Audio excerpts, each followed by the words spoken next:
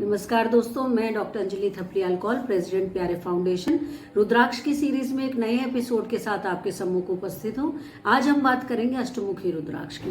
वैसे तो अष्टमुखी रुद्राक्ष जावा, इंडोनेशिया और नेपाल में पाया जाता है, लेकिन जावा और इंडोनेशिया वाले जो रुद्राक्ष होते हैं अष्टमुखी, वो थोड़े छोटे साइज के होते हैं, और जो नेपाली अष्टमुखी रुद्राक्ष होता है वो साइज में लगभग अखरोट के बराबर होता है, और उसमें जो मुखीज हैं वो क्लियरली विजिबल होते हैं। देखिए, ये मैं आपको एक अष्टमुखी रुद्राक्ष दिखा रही हूँ। ये देखिए कितना बड़ा साइज है इसका, और अगर आप पास से देखेंगे इसको तो इसके मुखीज जो है वो बहुत क्लियरली विजिबल होते हैं।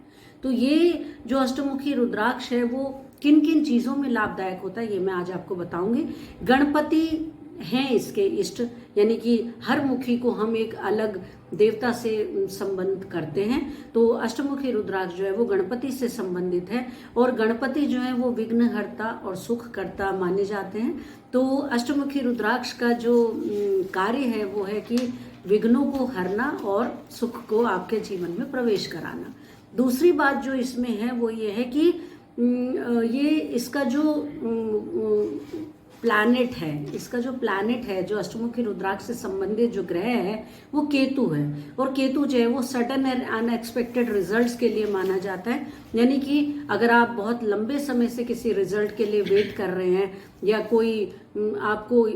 आपने कोई प्रोजेक्ट सपोज कहीं डाला हुआ है, वो प्रोजेक्ट नहीं बन रहा था, तो सडनली उनके रिजल्ट्स आपके फेवर में आ सकते हैं अष्टमुखी रुद्राक्ष धारण करने से।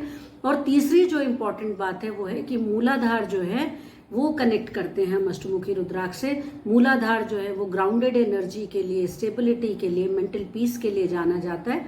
तो ये जो अष्टमुखी रुद्राक्ष जब हम धारण करते हैं तो इससे आपको ग्राउंडेड एनर्जी, आपको स्टेबिलिटी आपकी लाइफ में, और आपको मेंटल पीस होता है।